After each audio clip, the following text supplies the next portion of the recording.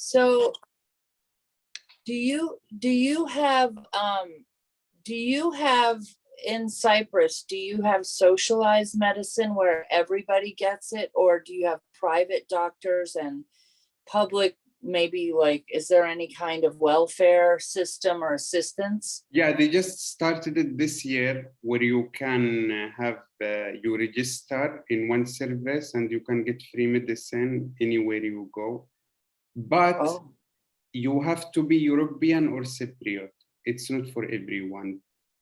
Oh, of course. Yeah, that sounds about right. So so in the United States, we have we buy insurance, right? You get it from your job or you buy it privately, and then you pay for it and you don't use it until you get sick. And then maybe it cover after you spend a certain amount of money, they cover some things, or they cover some things right away, maintenance, like get your teeth clean, that's how.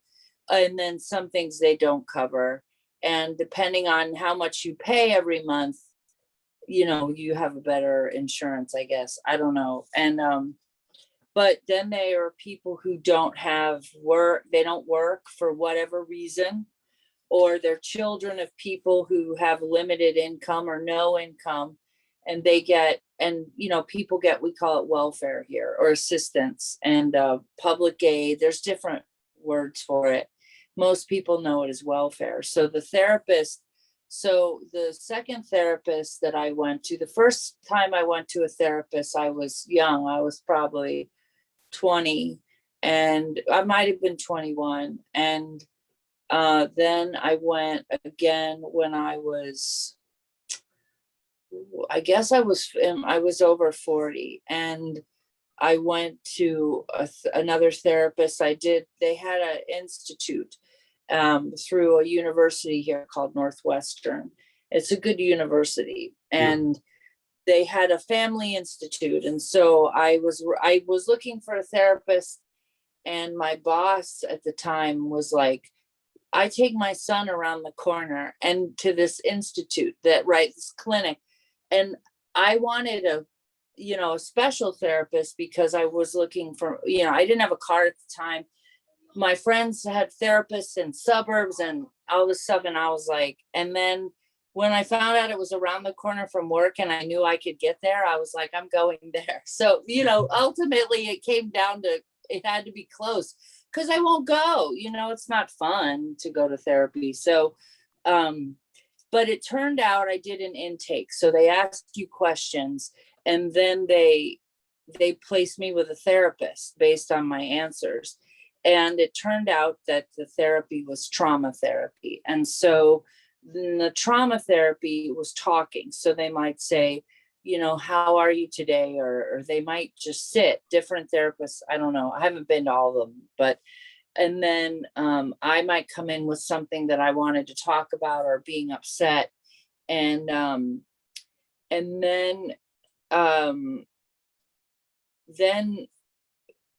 when we got into the deeper stuff or more painful stuff, or certain things like family, it usually always comes down to your family. So when that, that's where often people are wounded, right? Like they are wounded early, and then they stay wounded most of their life, right? That's kind of how in a nutshell, how I see it and how I've experienced it. So therapy is supposed to be a tool to help people heal from that, and to maybe use skills and coping in life to get through, and maybe even not just survive, but thrive, like do really well using these skills that they weren't able to use, or stop using, or never had. I don't know. I mean, I'm sort of giving you my experience. But this particular type of therapy, some of the things that she used some yoga poses, because it helped regulate breathing. It helped calming, and help you connect to your breath. And that's a way, when a person is upset, if you can get them to connect to their breath, it can calm them down when they're in a very agitated state. And then she would try to do like sense heat in your body, like feeling hot in an area maybe where that there was some injury at some point in your life, or it was kind of holistic, I guess, like Eastern medicine, not just Western, which is like tends to be your surgery, your pills, your chemical, so it's a mix, I think, a marriage. So it was she was developing that therapist was developing, I don't know how we got on. So but she was trying to develop a way so that people who were in the welfare system, so when you're in welfare system, you sometimes see students and you might only see them for a few months, and then they get moved because they're studying to be somewhere else. So you can't always make a connection long term with somebody that you would otherwise pay privately and have unlimited, you keep going until you don't want to, or they die or whatever, like they so but what she was working on was trying to find a way for people who were in the welfare system to be able to heal trauma using certain techniques in a shorter amount of time so that they could get on the path of recovering.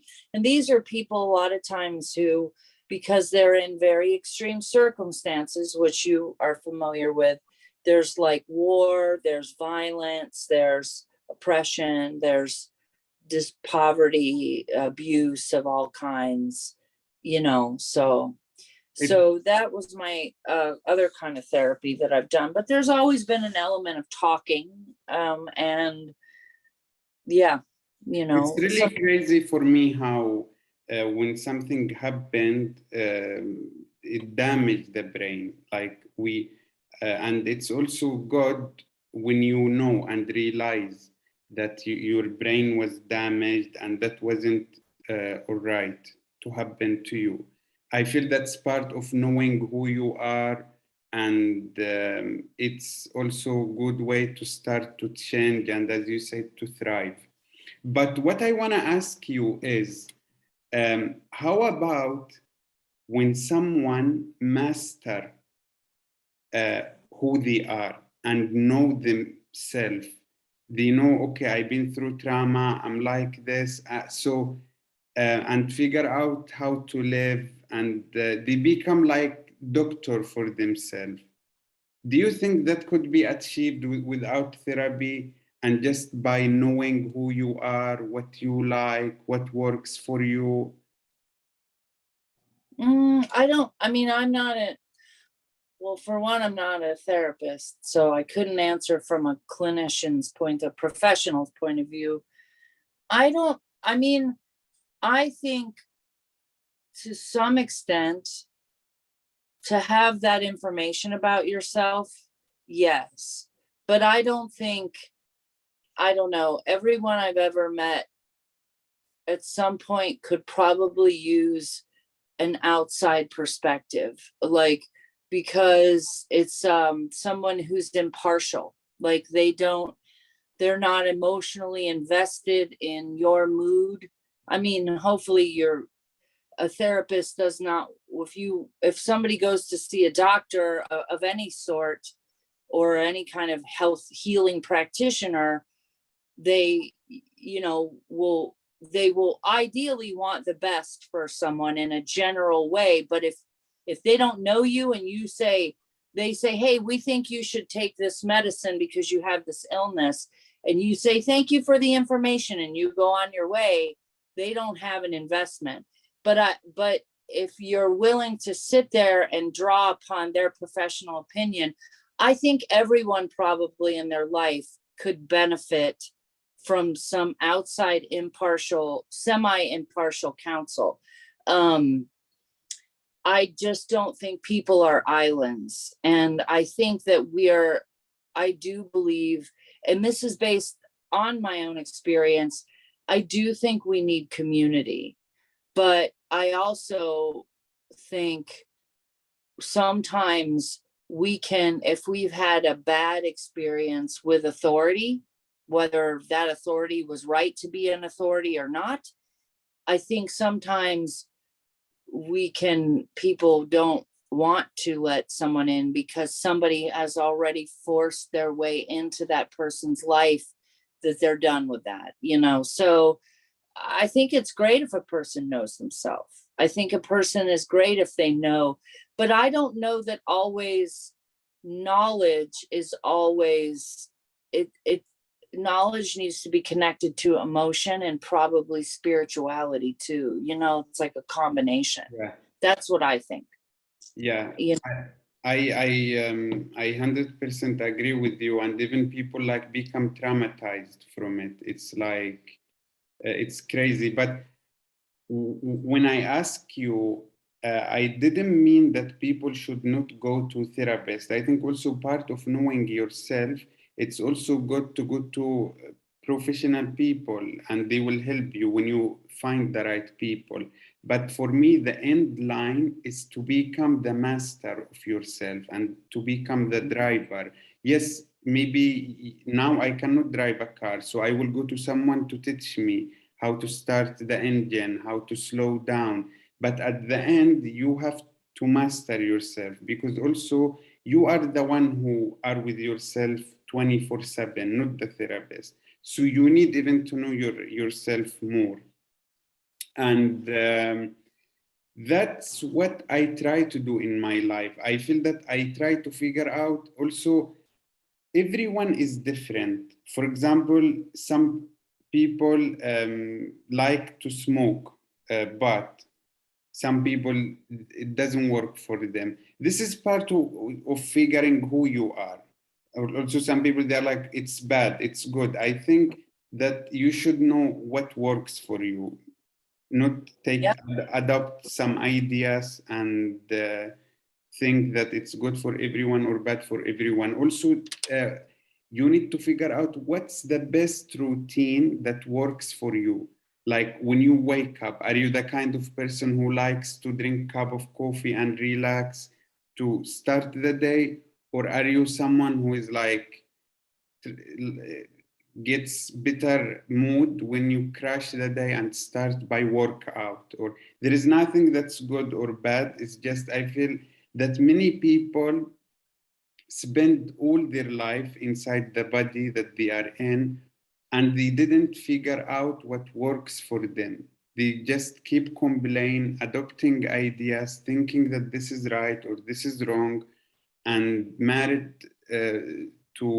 getting married to some ideas that crumble everything and crumble the people around them. So that's what I believe, that even people don't know what's the right diet for the machine that's carrying them every day. And I feel also there is problem with access to information. It's not that easy, but what's your thoughts?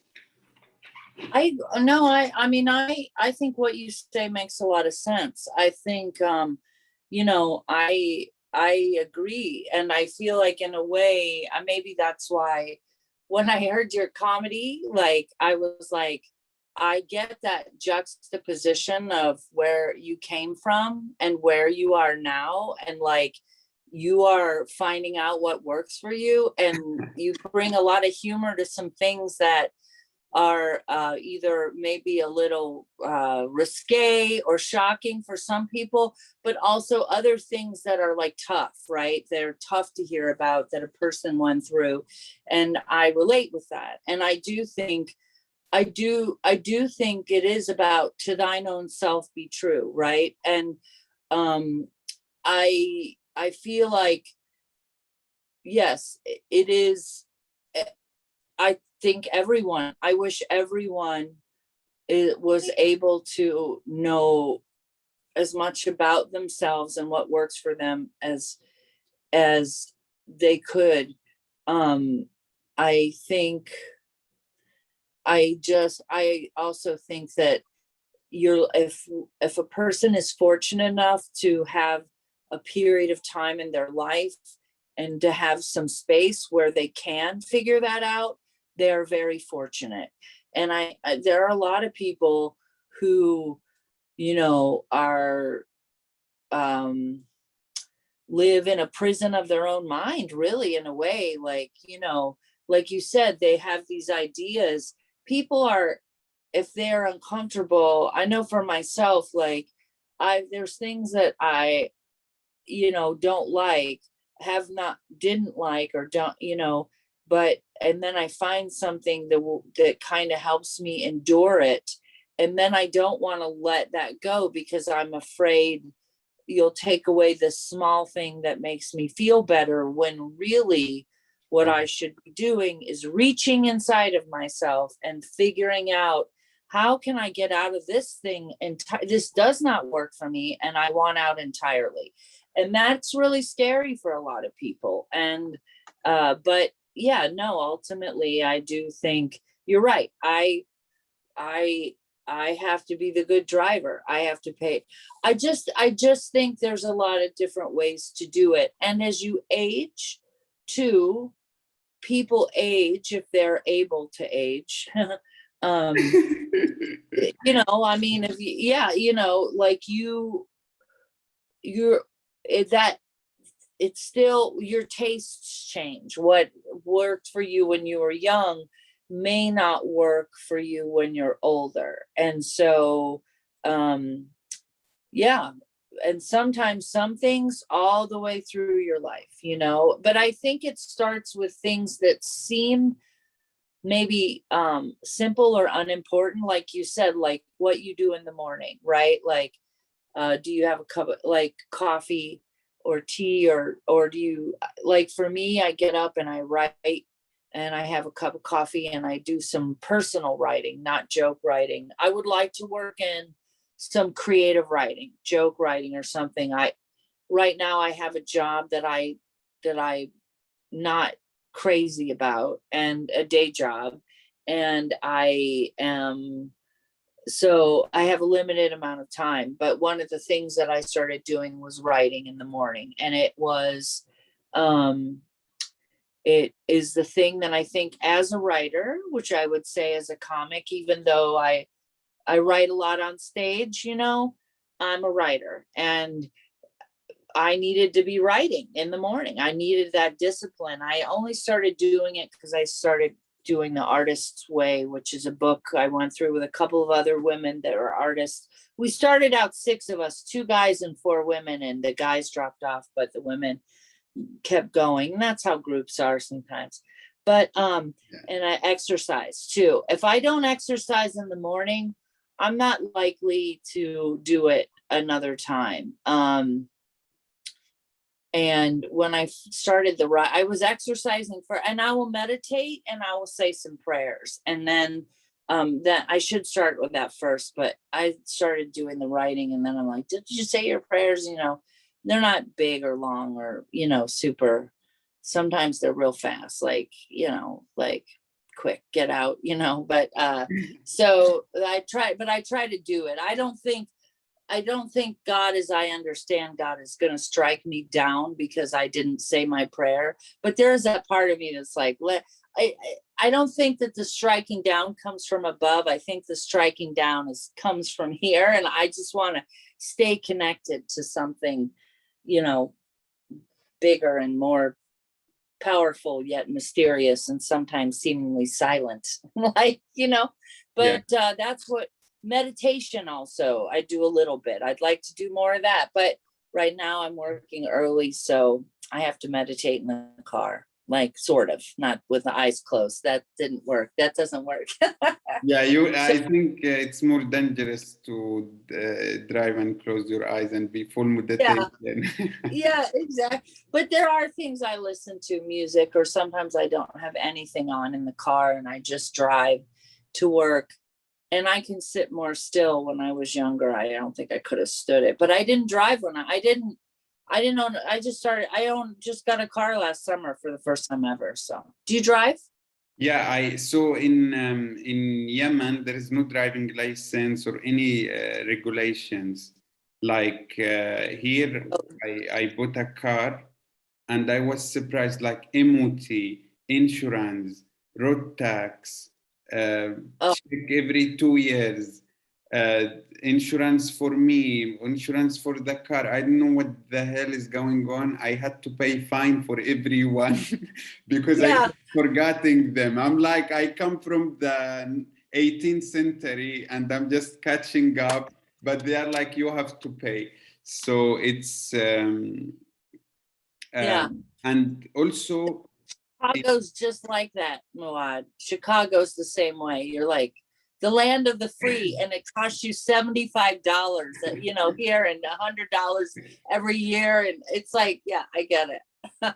yeah, and also like in Yemen, like people like they ride camel and next day they ride car. It's like Yeah. And are they in the same traffic? some places it's like they are in the same, and people are scared from camels because when you hit the camel, it's very tall, and the whole weight fall down on you, so you die. I feel sorry for the camel. The camels also need therapy. But And there is animals in Canada, I think, or in the US that when you hit them with the car from the leg, they fall down on you and you die. What do you know? Which animal is that? well, people hit deer a lot. Deer. But do Because people die? Do you die if you hit? well, they usually die not from the animal, they die from swerving or crashing, trying or occasionally maybe the antler might go through the windshield, but I think the animals die more than the people. It's more probably from swerving to not hit an animal, and then you run off and you hit something else or you flip over, but it's because we build the roads through the forest, so the animals are like, look, we do just a couple of things, we're not changing, like people are like, I don't know. So yeah, but But deer is the big one. there, but at least in Chicago, like you have traffic light, you have roundabouts, because in Yemen there is no traffic lights. This There's red, no, yellow, round, you nothing stops you but bomb. That's it. okay, well, yeah, it's a infrastructure, I guess, that's what that is, right? Like, I mean, that is interesting. I've seen, I haven't traveled a lot. Uh I've only been to Toronto, so I haven't been out of the country very much. And I've seen, other countries that do not have the sort of road system that we have here. And it does seem terrifying. But I can tell you last night, I went to see a comedy show. It ended up being canceled. I drove an hour and it was really dark. Like it was kind of a rural-ish kind of a country area. And I accidentally went into oncoming traffic. I mean, I don't even drink. So it's like, but I got confused. And then I was like, I think the arrows are going the wrong way. So then I was like, woo. I mean, it was like, and then it was just, I had my glasses on. I wasn't even that tired, but I just got a little confused. Fortunately, there was not a lot of people around. So you've been, how long did it take you to learn driving? When did you start and when did you get your driving license?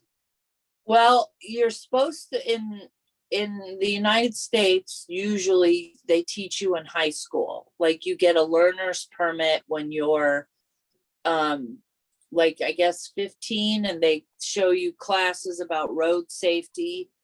And then you try to get your licenses. And ideally you have maybe somebody in your family, your parents or someone has a car you can, or they have they cars you practice on. And then you try to get your license when you're 16.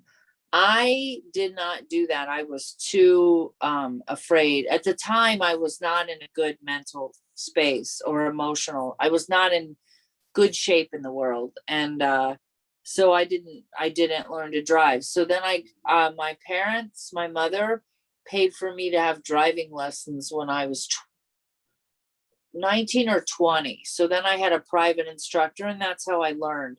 I never got my license. I think I went to get it and I failed the test. And then I ended up just working downtown in my city where I lived and walked everywhere. And then I dated people that had cars and they would drive me around, and I took taxis sometimes, and then and the bus and public transportation. And then I moved here, and you don't need, in the city, we have a big train, the L train, and we have buses and we have cabs. At the time we had cabs. Now we have Ubers and Lyft ride shares.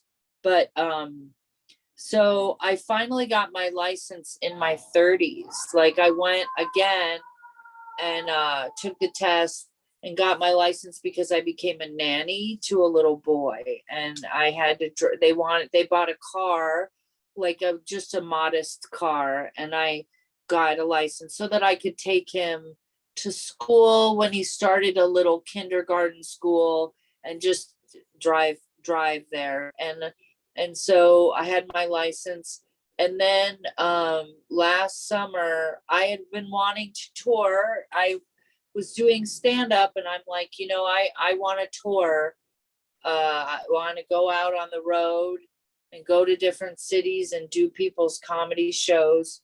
And during the pandemic, or at the end when the lockdown here lifted, I got a job in a suburb that paid more money, and I got a car. So, and I've been, so in the evenings and on the weekends, I go out more and go around farther out than I would normally. So I like it, but there are a lot. I just got a thing in the mail that was like, oh, you have to renew your vehicle registration. And if you don't do it by this time, it's $20 more. It's $150, and then it's yearly. And then I have to go and make sure my car passes an environmental emissions test.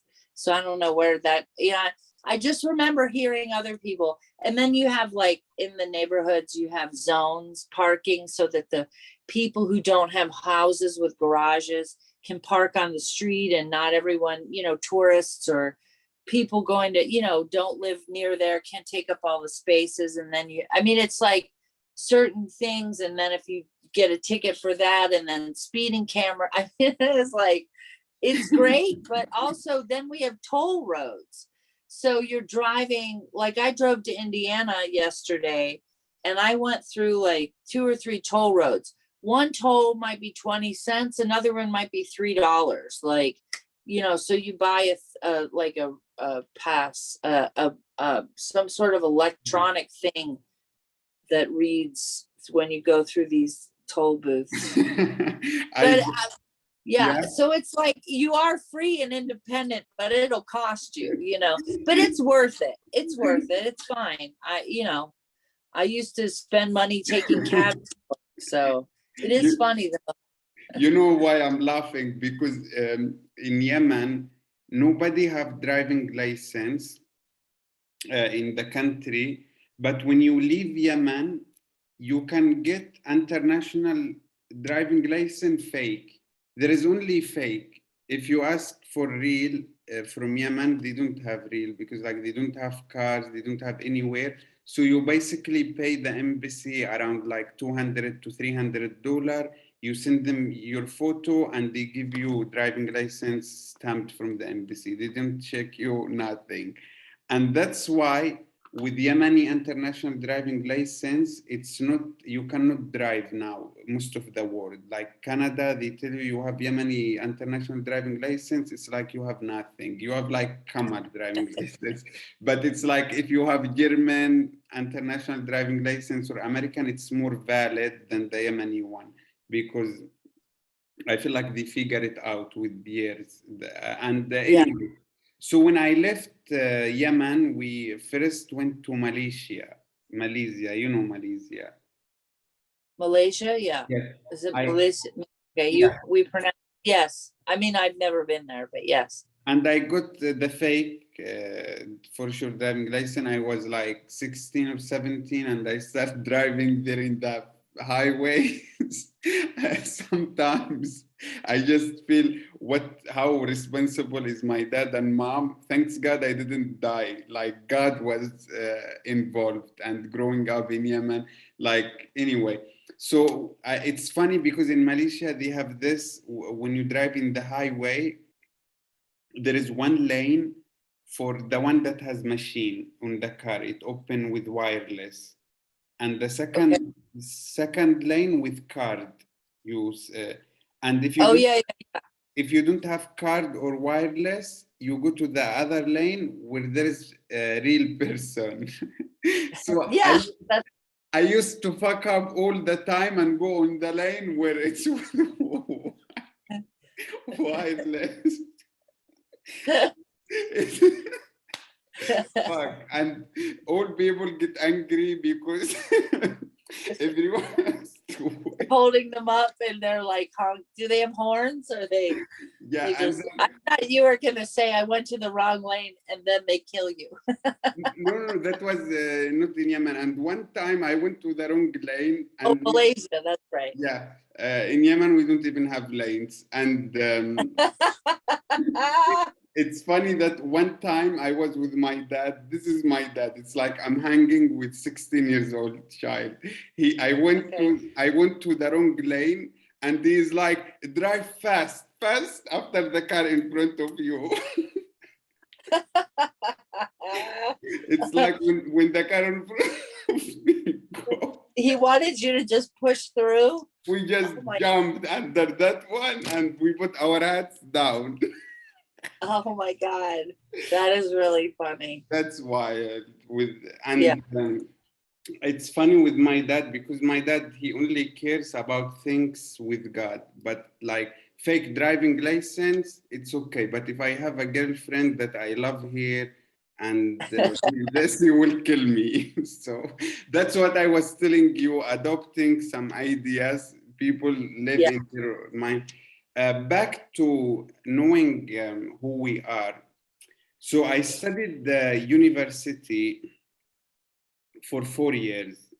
I have bachelor in business administration, and I cheated on most of this university. I hated the exams.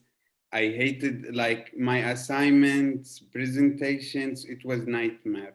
Reading the business books, it's like you want to hit yourself in the wall. Like I even had the students that would get cycled, like they would have song that says fuck this shit I'm out, and they would read the book for like 5 minutes and open that song and just shout, and then it's crazy. And now I'm reading a comedy book about comedy and art. It's beautiful. I will What's it called? Yeah, what's it called? And it called Remind Me of Comedy Writing Secret. Okay. So this book, it has 3 parts. The first part, it talks about what's comedy means, what is it to be funny, what sense of humor. Yeah. It introduces you to what's really humor and why people laugh. And the second part, it teaches you techniques for writing, like what if, the power of what if, the other rules for writing, and tricks. And also the third part teaches you how to do the wording, some just tricks and what works with human mind. Anyway, it might be bad, but I'm reading it. So let's see. And I Yeah. love it. So I freaking love it. I love the words they put inside it. Like also um, the person, it says that it's the best book that sells about comedy, and it explained in a very beautiful way. And it's like I just read the 5 pages before our podcast, and it's like I open door, and now like my saliva is really dropping to go more and see. And that's I'm so happy that I found what I like, because the books at the university were nightmare. And I also feel fortunate that I went through that. So now I appreciate reading something and enjoying it, because some people, they keep complaining, I don't know what I like, I haven't found it.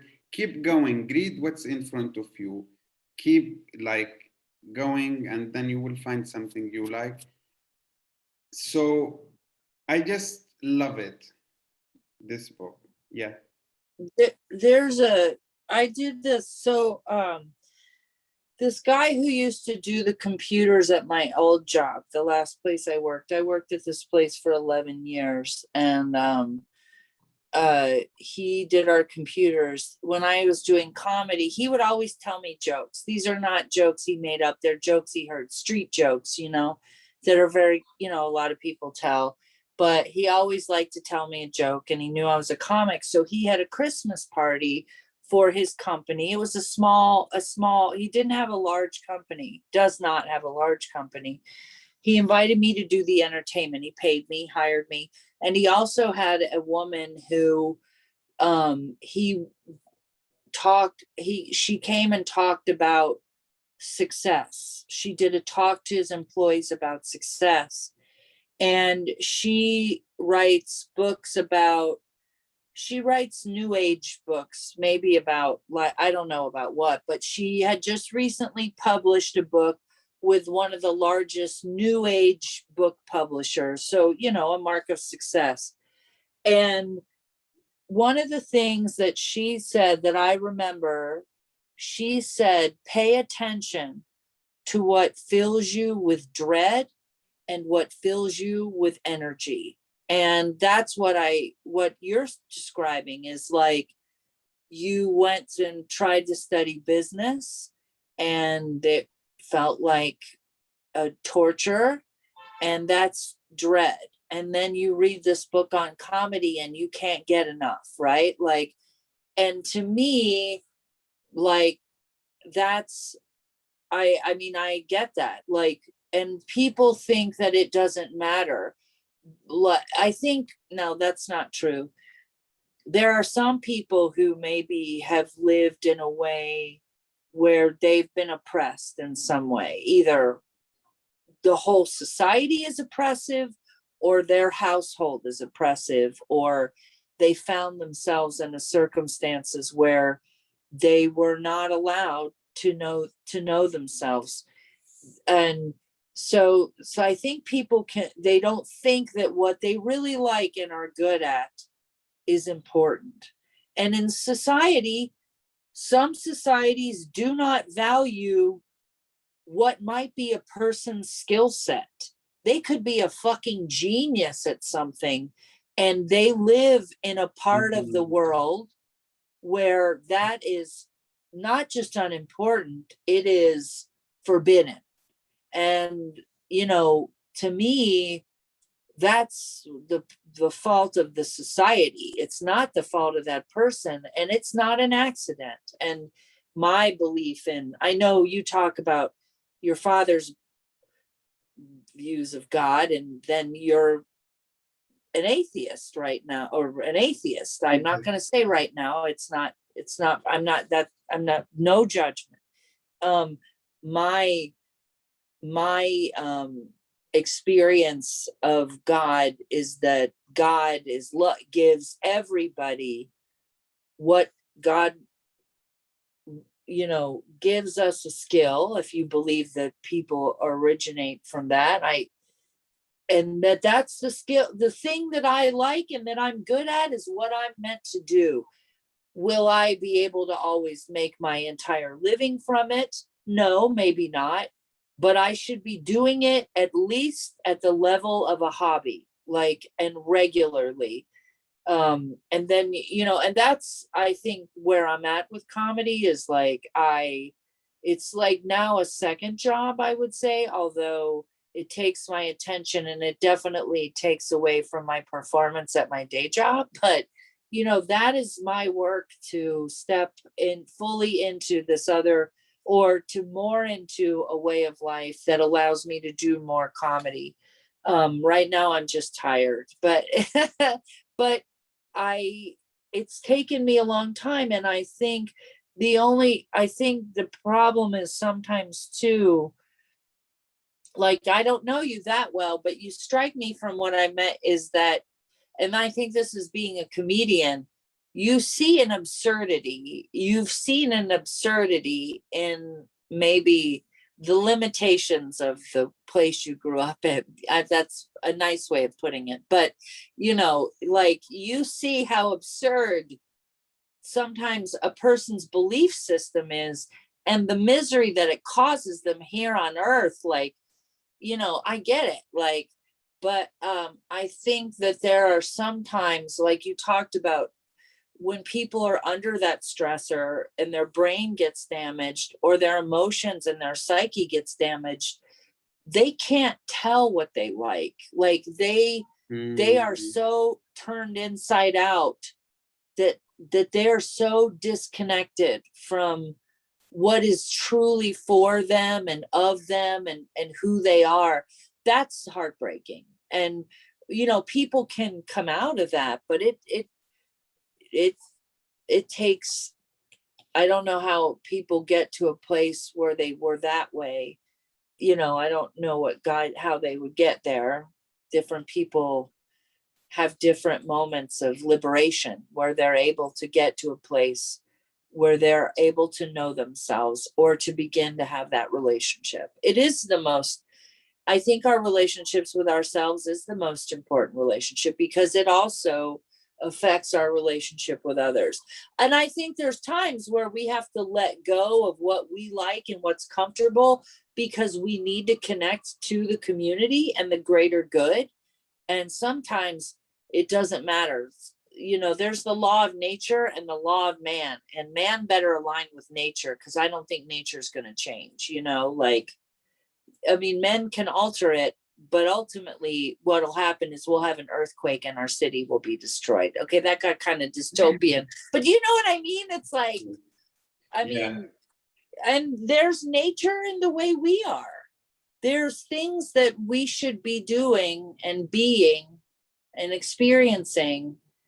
And when we're not allowed to, shit gets perverted, in a lot of different ways. Yeah, as you said that sometimes, like, you are really oppressed. You come from society where it's like oppressed, or a father that oppressed his possession, or a lover that oppressed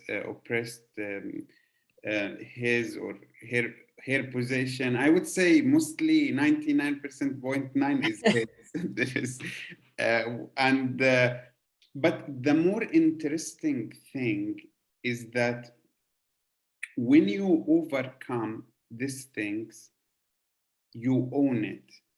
And the harder these things on you, the more rewarding when you overcome it. And it makes you even special person. It makes you human. When if you were able to overcome these things, the society that you are in, the family that oppressed you, all this, you own it. And I feel that if I overcome things that's harder than someone who come over things, I would be the more interesting person, and I will be stronger, because this. So that's what I keep always reminding myself. I don't believe in God, but sometimes when I'm really, really angry of things around me, and also I'm still trying to solve the puzzle of getting to Canada, making it hopefully as comedian. I always remind myself, I don't believe in God, but I say God gave me this struggle so I can give me more struggle than other people, so I can solve it and be stronger, and own it. I can own, and that's the key, hopefully, of me being successful. And I keep telling myself, like, you are the best. I think that also this is technique that also fighters use it. Sometimes you can trick your brain. Maybe you are not the best writer in the world, maybe you are not the best fighter, but sometimes you can look to yourself in the mirror or just talk to yourself that I am the best. For sure, you cannot say I'm the best and go and take nap. That doesn't work. It requires hard work. But they say that when you talk to yourself and you try to convince your brain, it helps. So that's my like positive affirmation, always, affirmation. yeah, always what the signals you send to your brain, the fake it. Even if you don't feel it, you need to fake it, and you need to tell yourself that you are the best, even if you are not. Yeah. Fake it and do the work. You cannot, as I said, fake it and this. Yeah, no, well, I mean, I am a great napper, but I don't get to do it as much as I like. But no, I get that. I'm in recovery, so I go to a lot of 12-step programs. I go to like 2, but there's more on the horizon probably, and they help me. And but there's the ones that I'm in lately are affirmations. And there is an idea in that every person is precious, because every person is inherently precious, without having to do anything, without having to contribute. And there is a core. And then, of course, it gets blotted out by life and humanity, because precious people are raised by other people who do not have a sense of that. And I've been trying to work in that. Not that I'm better off than in some ways. And I certainly have my struggles too. I don't think of them as coming from God.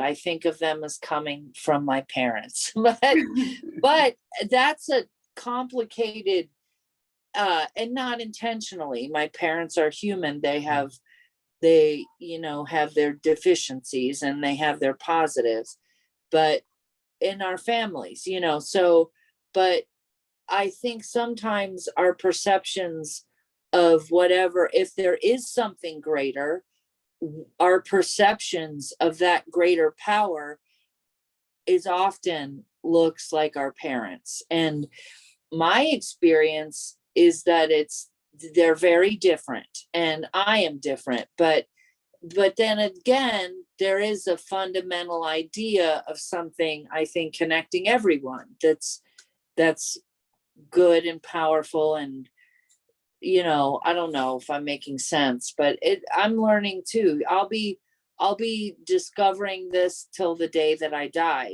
Hopefully I'll be on that path of continuing to connect to that power and to connect to, I think, whatever is our shared humanity, whatever connects us, and whatever allows me to live more fully true to myself, so yeah. Yeah, I think it's beautiful also when you know why your parents did it. The more knowledge you have, the more powerful you become and the more relaxed. And also, I feel like the top of every mountain is the bottom of the next one. So you always keep trying to have more knowledge. And also, as I told you, like I have a friends that, for example, were born in Germany or people in the US. So I never say to myself, "Oh, I'm unlucky. I wasn't like some people. They are just in the US and they can just go to open mic. Me, I have to struggle."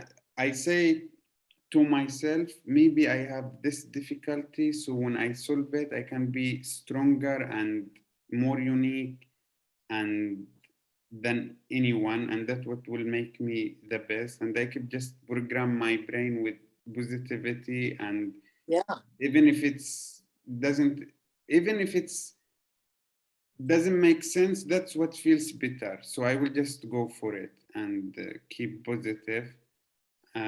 Well, one of the things that I admire about you, and I saw this during the pandemic. It's sort of similar to the pandemic. For some of us, we used Zoom and other streaming platforms to continue to do comedy. And people used it for work. I used it for comedy, for work, and for my meetings, and to family on occasion when nobody was going out and visiting each other. And, I got to see some of my friends more during the lockdown because nobody could go anywhere. But you have really made the most of it to develop your comedic voice, and I admire that. That is, you work very hard at it, and you're naturally funny, so that's good. There's some things that, like, you can't teach, and you have you're inherently funny. Like, that's just a skill. You have that, and good comedic timing. And and you have made the most. I admire that. So I just wanted to let you know that. But there's, yeah, no, it sometimes I feel like, oh, this is, I don't always, I'm like, is this good to keep it? And then, like, I'm just having a downtime or lack of energy, or I have a fear of, like, the next step, whatever I have to do, or, a feeling of not always knowing what the path, it kind of like no lanes. Like, that's a great metaphor sometimes for me about, like, which direction I'm supposed to go in. For me, meditation and the writing in the morning and drawing upon, like, trying to be open and trying to know myself and have that channel open, and affirmations, all those things that you talked about, puts the lanes in there for me so that I know where to go, and I'm not driving into a camel and it's falling on me and killing me. Like, I mean, I've driven into some camels in my career, don't get me wrong. But you're right. I will be inclined to also not get up off the couch too. And I don't, it's just fear and staying small, but it just doesn't work. You either find a way to overcome it, or you kill yourself. I don't want that. Or you die a zombie. I don't want to be that way, like. Yeah, so I'm reading this book, and it says that you, as comedian, you have to have sense of humor, which is it's as I told you, some humans are gifted sense of humor. Some humans are like very smart, can figure out maybe technology. Some people are doctors, they have sense of opening people body and heart. And it's nice that my mom, she was the funniest woman in the world still. Oh yeah. Like, my mom, it's just, it's like from also pain. Like, she would always make like fun about my dad and how he do with his like other wives and this, and she would kill you of laughing. And in Yemen, there is no job that called comedy. As I said, they pay you bullet if you do comedy.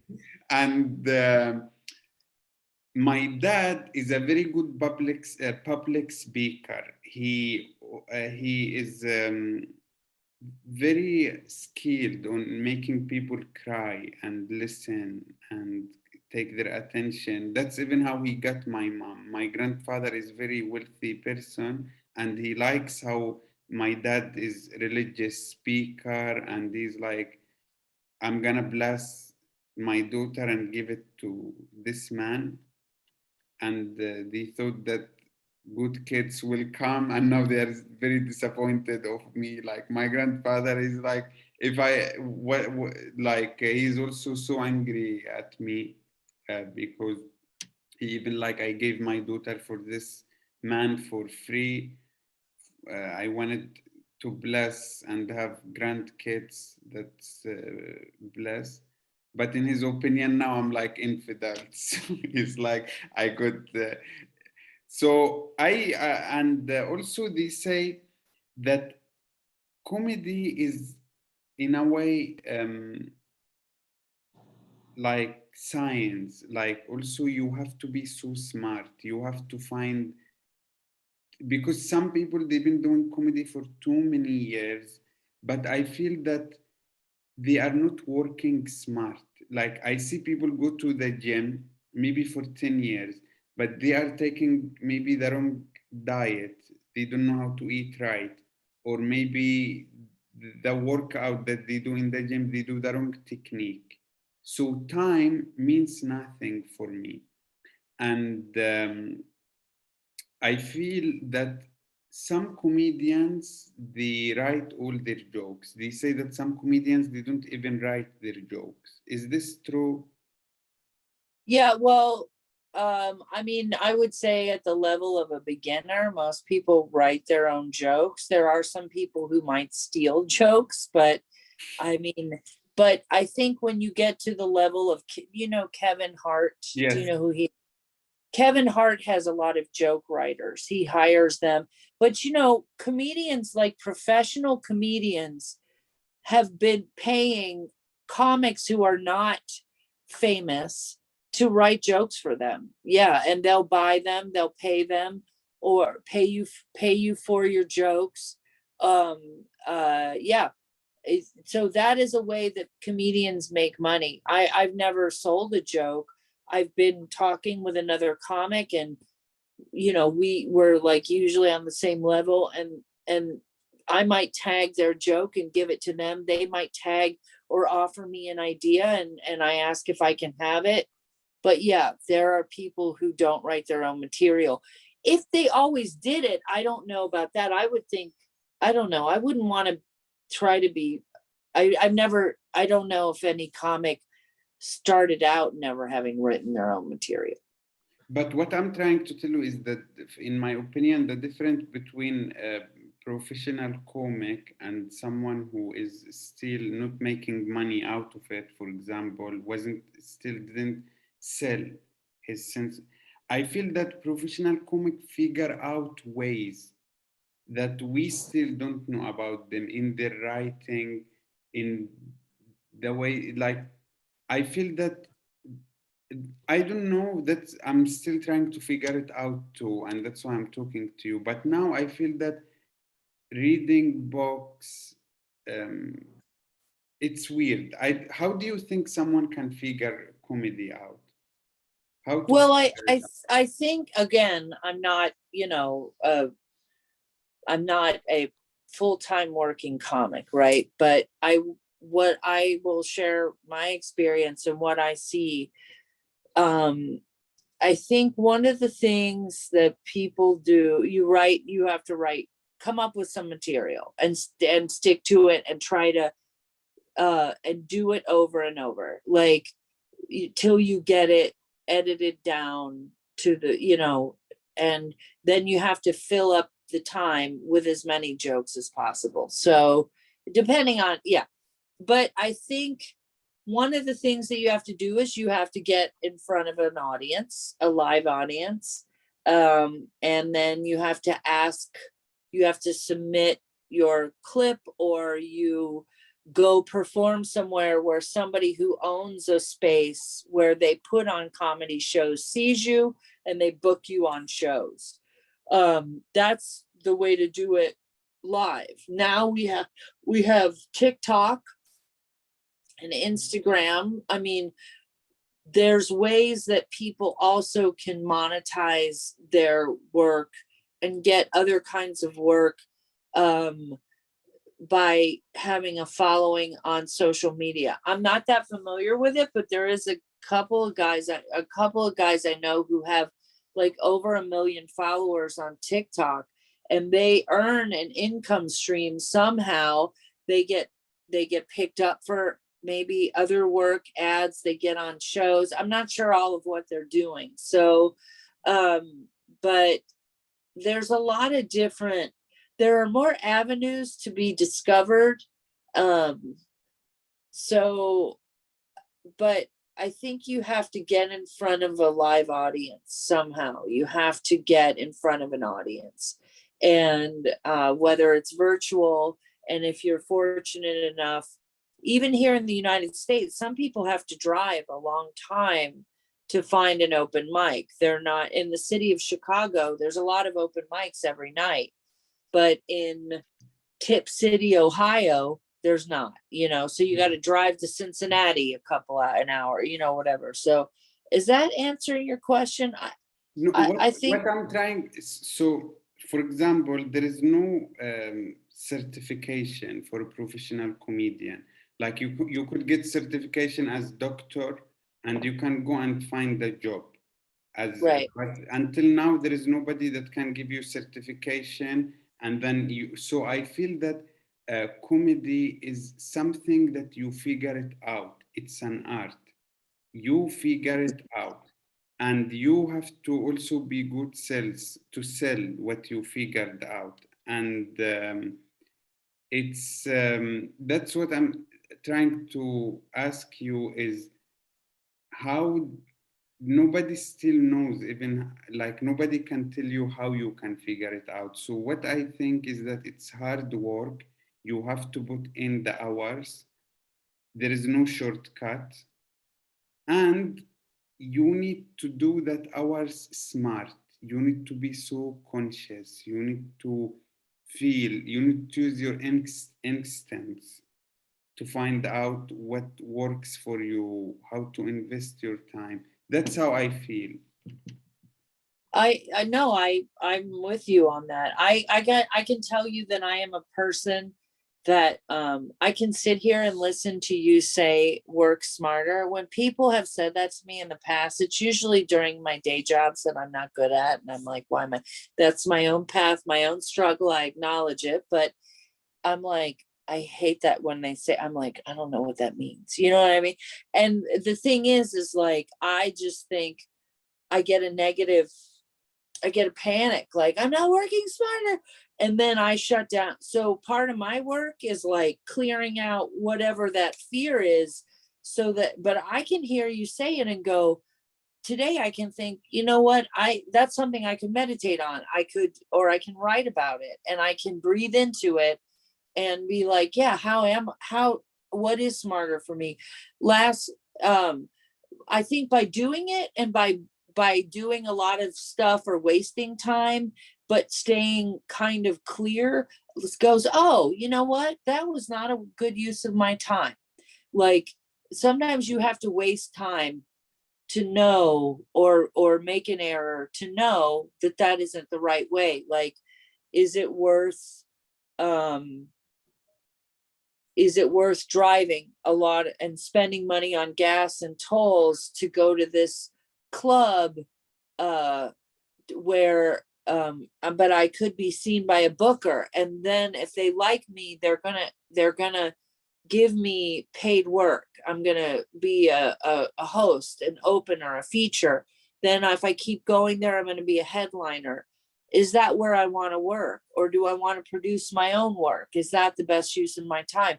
So again, there's a lot of different avenues. And along the way, somebody might discover you and they might have resources and they want to invest in you because they like your voice. They And believe in your talent. You fit with them. You fit what they want. Yeah. Joe Rogan, who, we know is controversial, advances Mike, but, he's controversial, but he has a community. He has a following. He has people that he uses and books, and same with everybody else. People do who they like to work with. I think there are some common things. If you can be professional, if you can be consistent, and if you can be, when you show up and get gigs and you're not a complete mess, like where we couldn't find you, where are you? We got to give you some coffee now or shoot you with some speed because you're, there's some things. Quit stealing the money, quit fucking the boss's daughter or whatever. or fuck her afterwards, or him, fuck the boss's son, fuck the boss's non-binary offspring, whatever you got, it's like, can you just do it after the show? Like, show up and be relatively easy to work with is good. Don't be a complete asshole, but that takes a lot of work for some people. And we are all figuring it out. One of the things that I think is looking at people who are successful and seeing what they do. And then what I do is I look at other comics where they perform here, like in Chicago, for instance, or on social media. And then I go look at that club. Where is that? What's their booking process? Mhm. Or, so I'm just, these are things I think I could have been doing sooner, but my work, I'm doing them now. You get your path and your ability to be on your path and your strength to carry out what you need to carry out when you get it. And everybody's different. And for me, what also helps me is to be grounded inside, like to feel grounded, like in a good way, not like to develop inner security. So because there's a lot of insecurity in being a comic, in entertain, in any industry, there's a lot of people. There will always be people that are funnier or that are better marketers that sell themselves. There'll always be somebody younger, older, fatter, skinnier, sexier, uglier, that's going to hit with the audience. Oh, yeah, you look great, but you know who we like? We like the 300-pound comedian with burn scars. Like they're so down to earth. They have the story.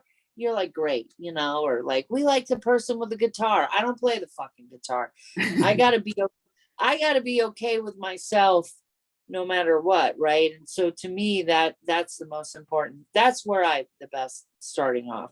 But reading up, what other people do. I got long answers. I'll tell you that. I'm a talker. But I think reading up on stuff is great. There's a lot of, it can be overwhelming sometimes. I volunteered at a comedy festival here. I didn't even know they were having a festival here in Chicago. I didn't submit for it. I was like, oh, I didn't hear. So I volunteered and I was kind of mad, I was like, this is bullshit. Here's my friend's profile. Oh, are you on the show? No, I'm volunteering. Fuck, but I tried to just chill out. I was like, I didn't know. It's legit. It's okay. I don't know if I would have gotten accepted either way, but I had a good time taking tickets. They had me go downstairs and I was telling jokes. And then I'm telling them, tell them the funniest comedian you saw at this exposition was the one who took your tickets, so I had a good time. But one of the moments I had, there were all these people from other parts of the country. And I was like, in high school, I didn't go. I was like, I'm not going. I couldn't handle it. I go out, I'd roam around the city, or I'd go to the movies, or I'd get into trouble sometimes, and then I'd go home. And so I didn't participate in a lot of these things. So being in comedy is kind of like, for me, like being in college. And I'm like, there's big and there's a lot of people and they're all doing different things. And it is overwhelming. So I have to sort of find a way to like just be my place amongst everyone else, that it is interesting to be in a profession where you have a unique voice and it's important to develop it. And it's good to have a strong sense of self, but at other times it's good to have your ego shrunk and realize there's a ton of people out there. You have to just find your space, that's a lot of adjusting to the size of what's coming at us, so yeah, that's what I wanted to tell you is because you were talking about working smart. So look, nobody knows if someone will make it as a professional comedian or no. And the problem is our age is like river that doesn't stop. So it's like you have limited time, and you have to figure it out. And that's why I feel like sometimes life is like a game, especially for us. We are in a game, you have to solve this puzzle, and you have limited time. And you really don't know if you are working smart or no. You will never know, but you can feel it. Yeah, That's why it's I agree. really complicated puzzle.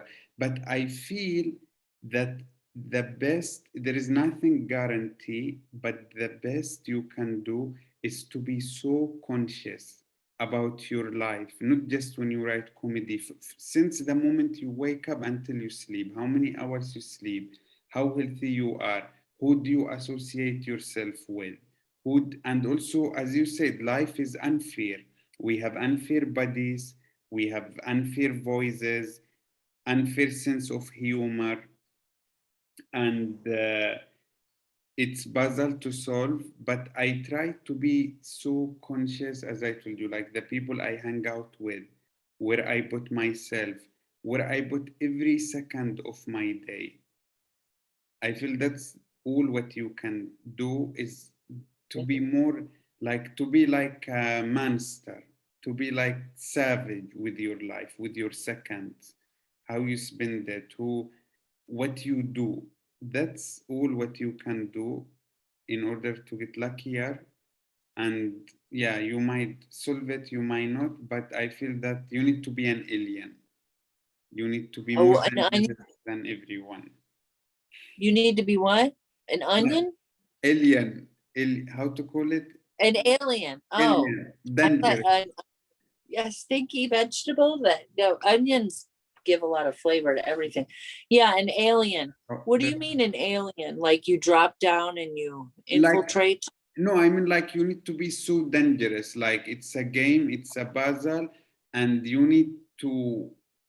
have limited time. So every second of this limited time you have in your life, you have to make it around how to solve this puzzle. And that doesn't mean that you have to do comedy 24/7. Also, as I told you, the people who's around you, the jobs you do, everything, try to make all your life that you're gonna solve this puzzle. That's how I see it. I see my life as puzzle, and I'm trying to solve this puzzle.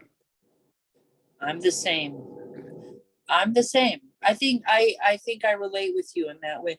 I I had a life, my life up until I mean up until more recently I almost felt like for me it was a mystery. I didn't feel like I had agency over much. I didn't feel in control or like a master of my own life.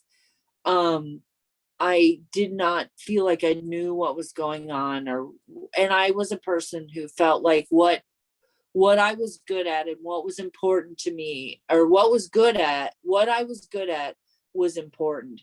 And that had a lot to do with how I valued myself.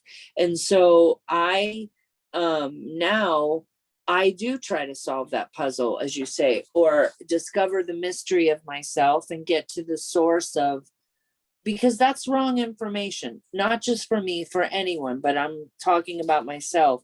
So I should like myself. I should love myself regardless of whatever, you know, like everyone should. And that's my work. And so I have been trying to do that. And uh, that is my mission. Comedy is a part of that. And it allows, and it's what I like to talk about too. It's also a way, comedy sometimes is a good way to tell about serious things to people.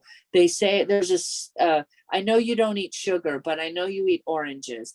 And there's an expression that says this: a spoonful of sugar helps the medicine go down. It makes it easier to take. Of course, then you get a sugar Uh, addiction.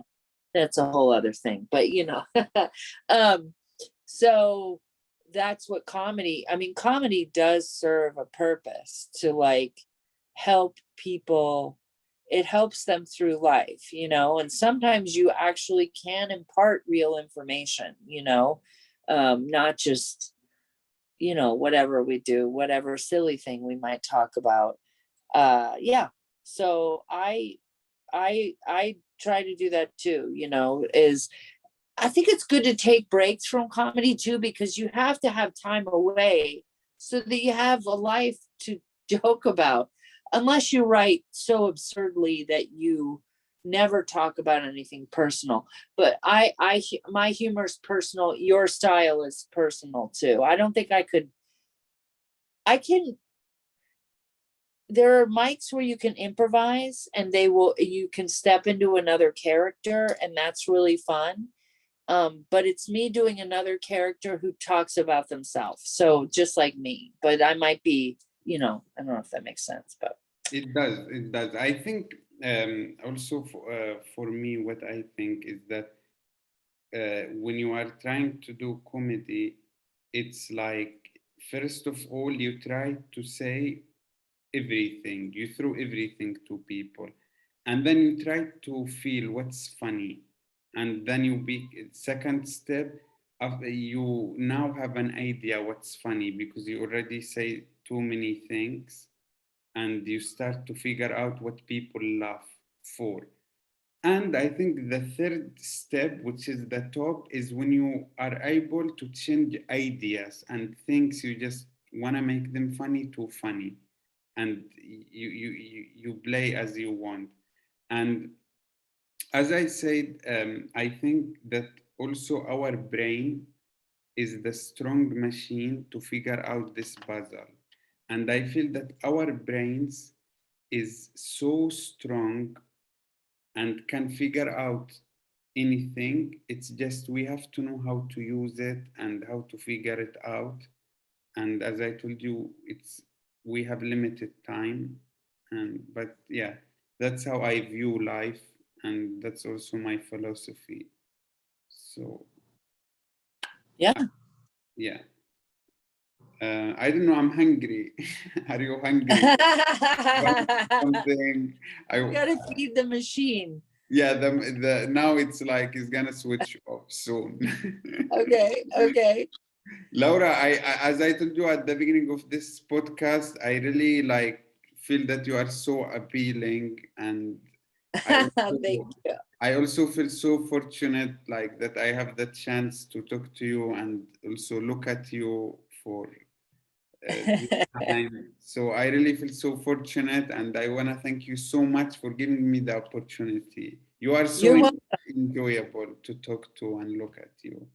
Oh, thank you. Well, I feel the same. So thank you. I really enjoyed it. I appreciate you having me on, and I value everything that you shared. Like it really, you make me think a lot, you know, and also you're really funny. And I think that the world is better because you're doing comedy in it. So keep up the good work, and you're a good example of hard work. And yeah, you have a lot, you have tremendous value. You are where you're supposed to be, you know, so keep doing it. Thank you. I really like you are one of the people that I loved, and I felt the good vibes through the Zoom. And you are always funny. I love to listen to your materials. So it's really pleasure to also meet people like you through comedy. And I also feel that I have to see you in real life because Someday I'll come. I'm yeah. going to come to Canada. So when you guys are in Canada, I'll see you there probably Thank until you you so come much. to the States. For sure. We will keep in touch. Thank you so much, Laura. All the best. Okay. All right. Bye. I'm going to log Bye. off then. Bye Okay. bye. Bye. Bye.